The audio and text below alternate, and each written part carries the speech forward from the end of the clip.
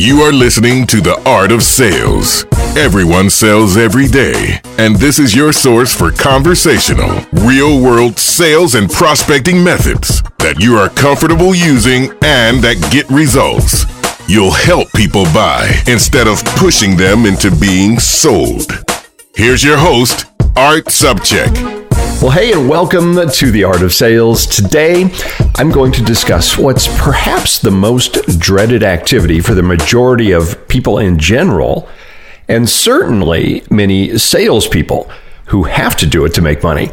And I'm going to introduce you to the right way to do it so you can make it easier. And here it is. It's picking up the phone to call someone you don't know, who's not expecting your call, and then trying to get them interested in what you have and ultimately buying from you. Now, did that send shivers down your spine? Does the thought of it put a knot in your stomach? If so, you probably would look at what I just described as cold calling, right? And that's actually much of the reason why people cringe at the thought of doing it. And for most of us, we also dread the thought of getting one, don't you? Okay, so first, let me give you my definition of a cold call. That's calling people you don't know, who don't know you, and then giving the same pitch for your product or service to everyone without first having done any research about them or knowing anything about them. Basically, it's talking spam or junk mail that is addressed to occupant. Now, email itself is not bad.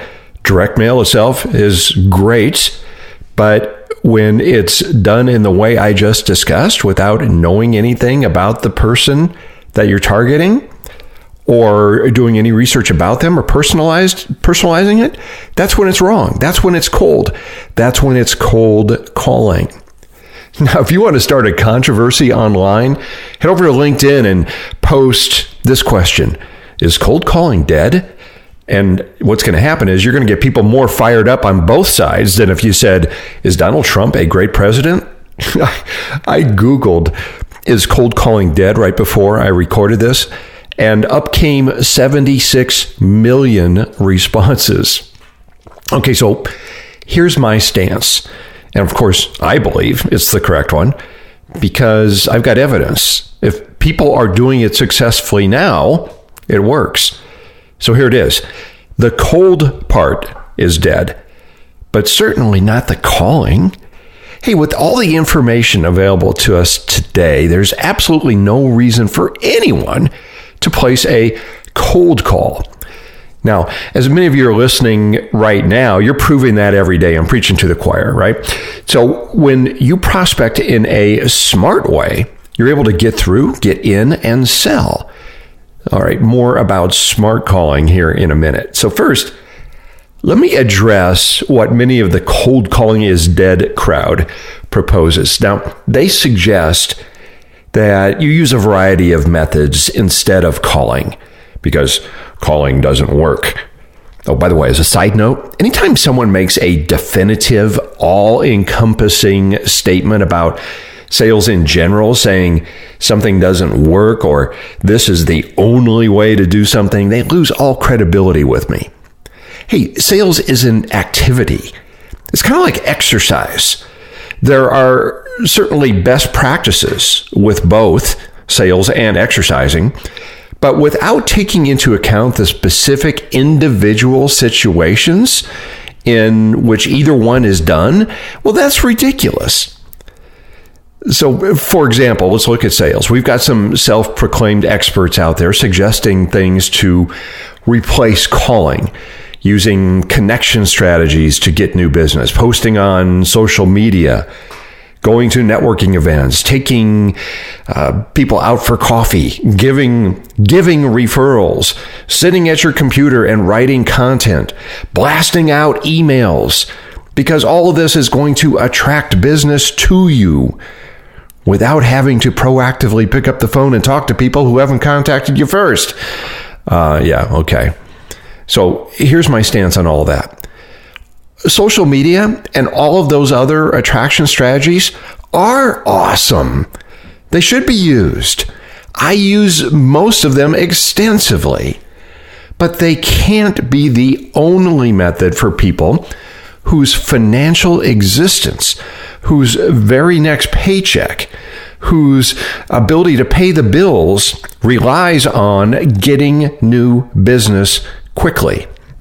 So that would be like saying that if you needed to drop 20 extra pounds, if you just took the stairs up that one floor to your office every day instead of the elevator, that's the only way to do that. Well, of course, that's ridiculous. So getting back to all those are nice to do activities that will complement the more aggressive results getting direct actions that get results more quickly. And in a salesperson's case, of course, that's proactively picking up the phone and calling people who would not have contacted you first. So, should you use those other marketing methods? Absolutely. Now, there's no one right equation that works for everyone in every situation. And as time and episodes of this show are going to roll on, we're going to discuss many ways to create the awesome spaghetti sauce or successful sales call. See, I did a little comparison there, a little cooking comparison, if you caught that. All right, so back to the calling, the prospecting. Of course, it needs to be done in the right way, the smart calling way. I agree that cold calls are dumb and should never be placed. And I have files of success stories who tell me that they have become wealthy by calling people who never would have contacted them first, nor would have been referred to them. So I'm several years into my quest to eliminate cold calling for professional sales pros and really anyone who needs to prospect for new business. Now, for those of you who might not be fully aware, we're going to take a look at what smart calling is. For many of you, it's going to be a review, so stay tuned. All right, so let's look at a typical cold call opening statement, the first 10 seconds of a phone call. Now, I didn't make this one up. Matter of fact, the stuff that I actually experience and people send to me is better than anything I can make up. So this was sent to me by someone who received this call. And as you'll see, I did change the names. All right, are you ready? Here we go. Hi, Mike. I'm Dale Doofus with Insurance Partners, and we provide employee benefits, including health insurance. And I'd like to take 10 minutes of your time and tell you what we do and show you how we could save you some time and money. And then I'll be in your area next week. Could we meet either Tuesday or Wednesday morning?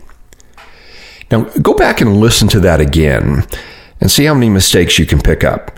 There were no fewer than 7 mistakes that would cause the caller to get blown off the phone quickly. That was a pure cold call, and it's dumb. So let's look at another opening from a sales rep who gets it and does it the smart way. Hey, Michael, I'm Pat Stevens with Insurance Partners. Hope you enjoyed your golf vacation there.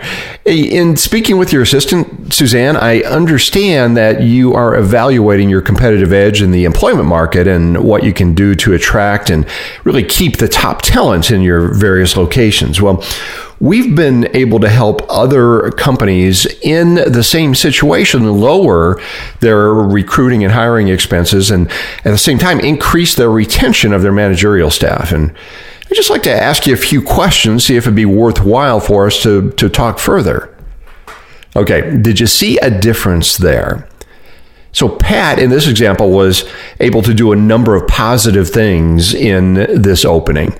First, he used Michael's first name because he knew in advance that Michael was somewhat of an informal guy who no one called Mr. Johnson, but also hated to be called Mike. He knew Michael's a huge golf nut and just returned from a golf weekend.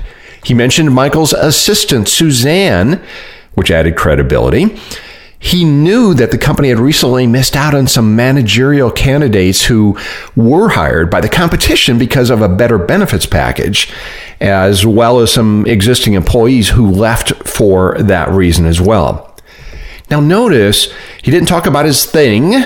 Remember our first episode? He talked about results, the precise results that address the issues that Michael now faced. And all of that took place in a relatively short period of time. Because Pat was trained in the entire smart calling process, later in the call, he also did several things, which we didn't go over here. But what he did was he asked questions to which he pretty much already knew the answers to about the company's growth plans, also their position in the marketplace, and the existing benefits package and how people felt about it. He also commented on the great article that Michael had written for Construction Executive magazine. He asked questions about Michael's experience in working with one of his company's competitors prior to coming to work for this company a couple years ago. And as a result of all this, Michael, of course, viewed Pat not as the typical cold caller, but as someone who understood his business and what he was concerned about right now. Plus, he kind of liked Pat, and Pat got the appointment. So how did Pat accomplish all this? Well, the same way you can. Pat did his research. He did smart calling. There's no excuse not to. So what did he do? He used several online resources and social media to get personalized and professional information about Michael, his company, his industry, and very importantly, what Michael was concerned about right now. Then Pat used this thing called social engineering, which is the process of speaking with other people within Michael's company to get some sales intelligence about the company's current situation regarding hiring, recruiting, retention, and their present benefits package. And then he also learned about Michael personally from his assistant, Suzanne, and a few others in the department. And also, Pat used a conversational soft sell approach in his opening to minimize resistance and, very importantly, to create interest and pique curiosity. So this put Michael in a state of mind where he wanted to hear more. So can you see the difference between this and the typical cold call where the sales rep knows nothing about the prospect and is simply smiling and dialing and repeating the same old tired lines and reading the script and just tries to pitch everybody who they get on the phone or just pukes that out on a voicemail?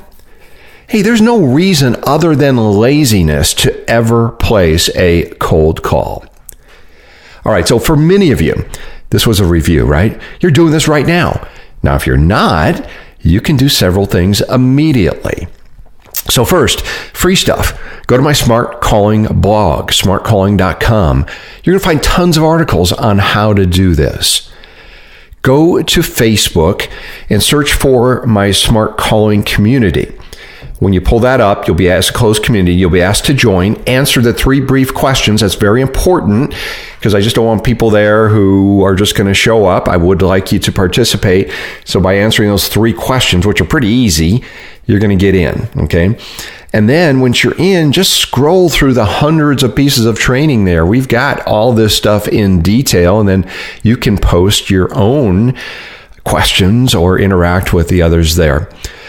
Now, if you want to invest about, I don't know what they're selling it for, $15, $20, go to Amazon and get the source itself. Get the book, Smart Calling. I encourage you to get the book because I actually make, I think it's about $1.10 on each one of those. So come on. All right. And if you're really serious about going to the next level quickly, you can get the Smart Calling online course. So just click on the training tab at any of my sites. All right. So we're going to have a lot more on pretty much everything I discussed over the first few shows up to this point. From here on out, I'm going to be getting a little bit more specific with the how-tos, things you can actually say right now to get results in really all parts of the sales and prospecting call, as well as attitude and motivation, and so many topics that we're going to get into. And if you do have suggestions on what you'd like to see covered or questions on a topic, hey, just shoot me an email at let's use this one, arts at businessbyphone.com, businessbyphone.com. All right, you know what time it is. Your attitude will be iron. Never will, never fear. What they say is the art of the sales. Quote of the day. That's right. It's time for the quote of the day. And I'm starting out the first few shows with the quotes that have really been most impactful to me and my success. This one I first heard at a high school assembly. It was during my junior year.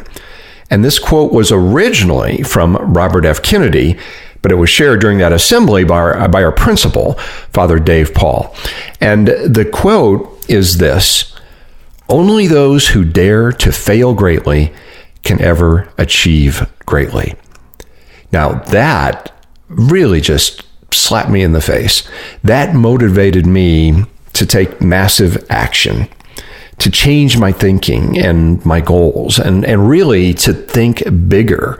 And I dared to fail greatly. So what I did was I ran for the Student Executive Council for the next year.